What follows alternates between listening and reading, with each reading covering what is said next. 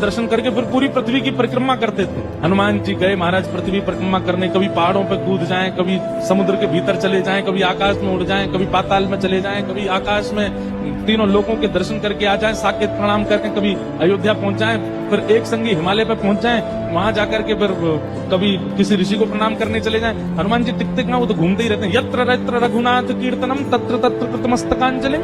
जहां जहां कथा होती है, ये बात लिख लीजिएगा, पूरे विश्व में जहां भी कथा होती है हनुमान जी एक क्षण के लिए सही आते हैं, सब जगह आते हैं। अब अपनी संध्या वंदन करके तीनों लोगों की परिक्रमा करके पृथ्वी परिक्रमा करके फिर हनुमान जी ने लिस्ट निकाली कहां कहां कथा चल रही, सारी कथाओं में गए एक एक सेकंड के लिए। इतनी उछल कूद और इतना ज्यादा एनवायरमेंट चेंज हुआ, व्यक्ति अगर एक मौसम से दूसरे मौसम में जाए तो जुकाम खांसी हो जाती, क्या क्या।